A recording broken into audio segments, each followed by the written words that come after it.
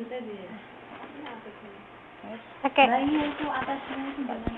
Assalamualaikum warahmatullahi wabarakatuh. Hari ini kita mulai kuliah sosiologi setelah 30 menit. Nih. Cover saya mana ya Pak tiba-tiba ini? Ya, hari ini modul 2 tentang interaksi sosial. Ini bisa dilihat di modulnya. Ya.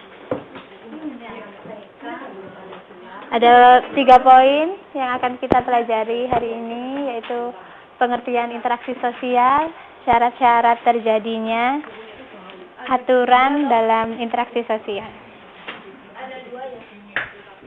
Modul 2. Iya, ada 2-3 kegiatan belajar.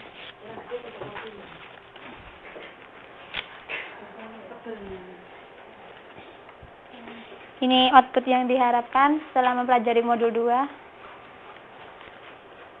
Nanti diharapkan teman-teman bisa mengerti pengertian interaksi sosial, kemudian syarat-syarat terjadinya, aturan-aturan dalam interaksi sosial, bentuk-bentuk, proses-proses, dan nanti ada pendekatannya juga. Nanti kita ada diskusinya di dalam kelas. Ini sudah berkelompok. Kelompok 1 yang Mbak kelompok 2 kita. Kedua. Kelompok 1 Mbak Asnawati dan Grace. Mbak Grace. Asnawati. Saya sambil kenalan nih. Oh, yang ini berarti kelompok 1. Oh, ini. Mbak Asnawati dan Mbak Esti. Mbak Fitri sama Mbak Ika nggak masuk. Kelompok 2 Bergita sama Miftahul. Oh, tinggal Mbak Siti yang nggak masuk. Kemudian kelompok 3 Mbak Tri sama Mbak Prima. Mbak Ati yang nggak masuk. Nah, ini ada seperti katanya Mbak Prima tadi, ada 2 kegiatan belajar. Yang pertama, pengertian interaksi sosial. Nah, sini kita lihat, apa sih interaksi sosial itu? Kalau secara logika, interaksi itu apa? Hubungan. Ada yang lain? Interaksi? Timbal balik.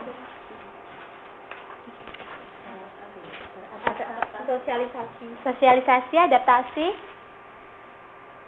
Dari gambar itu, mungkin bisa ada yang menginterpretasikan apa sih interaksi itu? Hubungan. Ya, di sini kita lihat ada 2 gambar. Ada seorang laki-laki. Yang pertama, dia sebagai seorang ayah. Sebagai seorang ayah, dia berinteraksi dengan anaknya, kemudian keluarganya.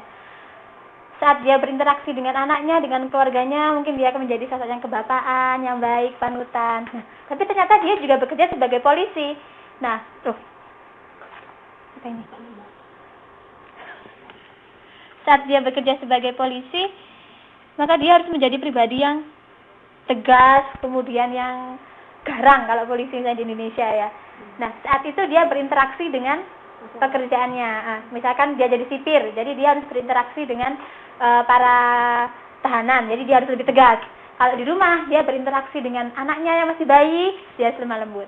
Nah, di sini satu orang individu itu dia memiliki berbagai macam interaksi. Nah, ini ada contohnya Bunga, bukan nama sebenarnya. Dia seorang mahasiswa. Kemudian saat dia sebagai seorang mahasiswa, dia berinteraksi dengan teman sekelas, terus ada berinteraksi dengan dosen. Saat ngobrol dengan teman sekelasnya kan bisa pakai bahasa gaul. Yopo, gimana? Tapi kalau dengan dosen, permisi Pak. Berbeda. Kemudian dia juga bekerja part time, misalnya kerja di salon ya. Nah, saat dia berinteraksi dengan bosnya, dengan teman kerjanya atau dengan customernya, pasti kan berbeda. Sudah ada berapa peran ini? 1, 2, 3, 4, 5 buah interaksi. Dengan teman sekelas, dengan dosen, bos, teman kerja, dan customer. Soalnya dia kerja part time. Nah, ternyata dia juga sambil kerja sambilan, privat, ngelesi anak di rumah-rumah. Sebagai guru privat pun, dia ada 2 macam interaksi di sini. Kepada muridnya, misalnya muridnya bandel, jadi dia harus, kamu ini harus gini, ini dipelajari. Nah, kemudian orang tua muridnya, karena orang tua muridnya sangat baik, jadi dia harus sopan dan lain sebagainya. Nah, satu orang dengan 3 macam aktivitas, 3 macam profesi, dia bisa memiliki berbagai macam interaksi yang berbeda-beda dari masing-masing aktivitasnya itu.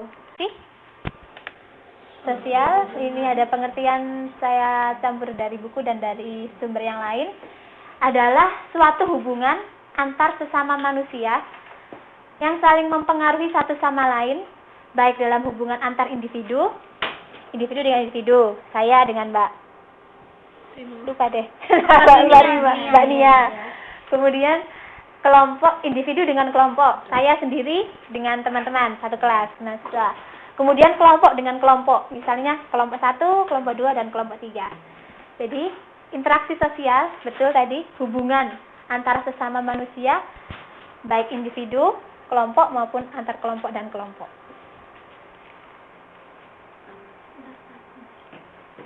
Nanti, mau di copy nanti PowerPoint-nya? Oh, boleh. Iya, tidak usah ditulis, tidak apa-apa. Kalau di buku modul disebutkan interaksi adalah hubungan sosial yang dinamis. Di sini saya pakai garis tebal dinamis. Dinamis apa dinamis? Harmonis aja. Dinamis itu ini. Dinamis itu lawannya statis. Bertolak belakang dengan statis. Dinamis. itu berkembang. Sip, benar. Mbak Asnawati. Jadi dinamis itu dia berkembang. Kalau statis sudah diam, tidak kemana-mana. Kalau dinamis, dia berkembang. Kenapa kok hubungan interaksi sosial ini dikatakan suatu hubungan yang berkembang? Karena objeknya nggak cuma satu. Ya, betul. Ada yang lain lagi? Tambah lagi, kita diskusi. Dinamis berkembang. Iya, berkembang. Karena memang dari lingkungan yang membuat kita berkembang. Benar. Ada lagi? Masukan? Manusia itu tidak cuma diem aja, tapi manusia berkembang sesuai dengan zaman dan Tidak hidup Sip, sendiri. benar Mbak Brigita. Jadi karena manusia itu berubah, waktu berubah, kita semakin banyak orang, interaksi sosial pasti itu dinamis, tidak mungkin statis. Nah, sebelum masuk ke simbol interaksi sosial, ada yang perlu didiskusikan? Tentang pengertiannya tadi, kemudian konsepnya kalau interaksi sosial dinamis. Statis itu tetap. Jadi dia tidak berubah, meskipun waktu berubah dia tetap. mungkin kayak suku Baduy itu, suku Baduy dalam kan dia statis ya. Yang nggak akan berkembang walaupun dunia luar ibaratnya ada bom meletus apa benda gitulah. Tapi Baduy dalam kan memang tidak boleh diizinkan menggunakan, tidak terpengaruh oleh adanya istek atau apa benda. Baduy dalam jadi statis. Iya statis. Apakah itu statis itu kayak gitu ya? Contohnya sebuah kelompok manusia atau Statis mungkin ini atau mungkin statis ini sebuah istilah statis dan dinamis, bisa untuk alat, bisa untuk manusia, bisa untuk hubungan. Jadi bukan interaksi sosial ada statis dan dinamis, tidak, tapi interaksi sosial dia pasti dinamis.